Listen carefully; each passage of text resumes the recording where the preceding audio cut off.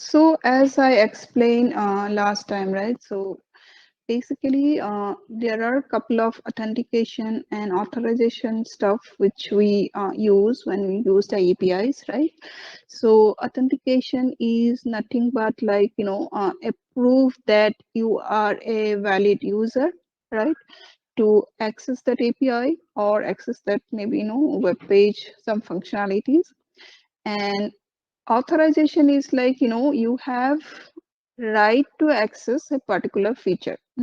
Maybe you have some 10 APIs, right? And out of that, the admin has given you access only to 5 APIs. So authorization will, check if you are eligible or not to access, and accordingly it will provide you the information which you have requested for. So let's see first the basic auth, right? So basic auth actually is a part of the HTTP's protocol specification itself. As the name says, right? So it is very basic. Okay. So how this works actually? Suppose you want some information from the server. So server needs your username and password. So in this way, we will be sharing the username and password uh, in the HTTP header. Okay, so authorization header, I think I just showed you all in the last class, like how we can set the header and all. So you will be, sending this particular string, like, basic, then username colon password in base 64 encoded format. So remember, like, this is not encrypted, this is encoded. Okay, so that is the problem actually. So suppose you are no, you are in an unsecure channel, right? So on the HTTP, then anyone can actually decode it. Although like HTTPS, it is little bit secure, but still, like, basic auth is not really a secure way of doing authentication. So I will show you one example. Before that, I just want to show the another authentication approach. This is called digest auth. Okay, so this is little bit better than the basic auth. So how this works basically? Suppose as a client, you are sending a request, right, to the server. The first request you are just sending, okay, I need this particular asset, right? Or you are sending maybe some URI or URL. The server will say, no, you are not authorized, right? So because you are not sending any credentials in the first request. So what server will do? It will ask, or it will prompt you for username and password, and in the header, it will send two no parameters. It is like nonce, like some random string, and opaque, it is also some random string. So once the client received that, now next client will again send a request with your username, then your host name, that nonce and opaque, right? So those two strings should be exactly same what you have received in the second response, first response, sorry. So you'll do that, and you will also send the password in a hashed format, right? And then you'll send the second request, and then if it is matching, server will send you the response. This is a policy, okay? So in HTTP, so nonce and opaque, you can consider those two are random strings. Okay, when server gets the first request, right, it will generate a random string. Both are two random strings, and it will send those two strings along with the response. And the client again send a second request, right? So client has to send the same string. So it has to send the same string so the server can actually recognize you along with your username and the password. So this is actually encrypted. We are sending the password in an encrypted format. Well, it was encoded, but here we will send it in encrypted format. After that, you are authorized and you can access whatever you want. Before going to auth 2, there is another one That is called form-based authentication. Okay, this is actually simple.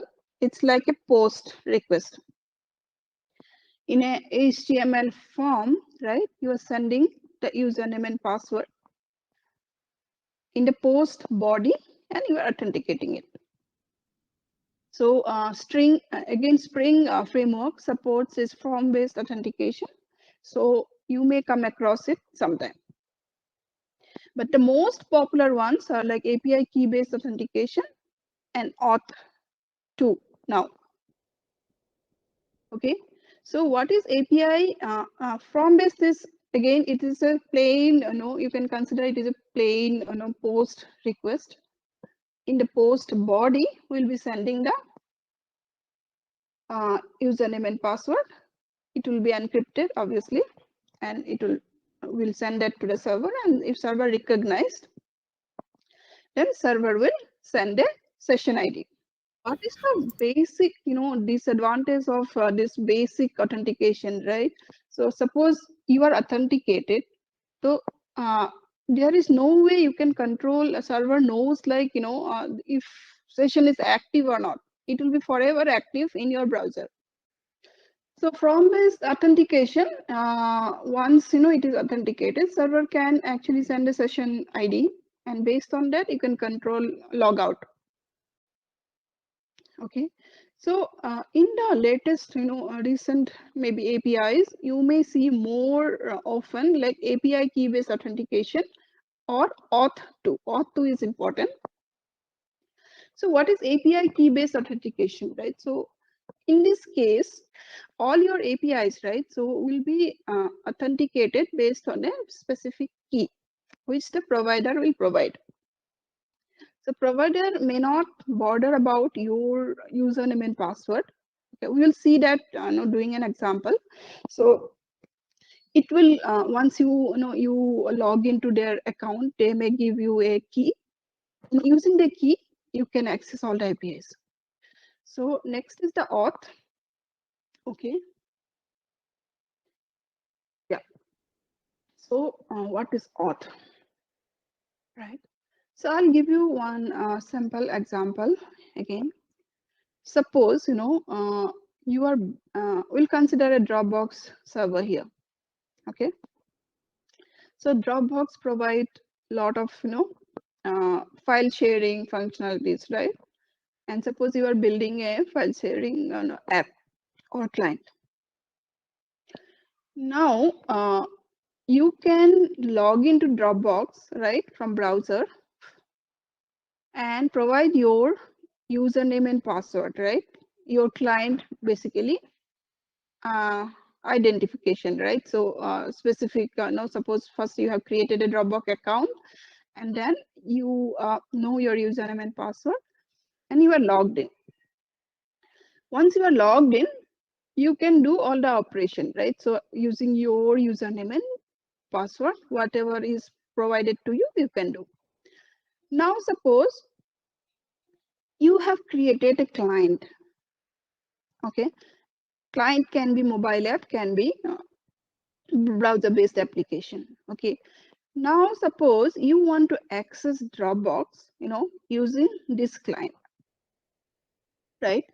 So how Dropbox will know that your client is actually have all the permissions, right?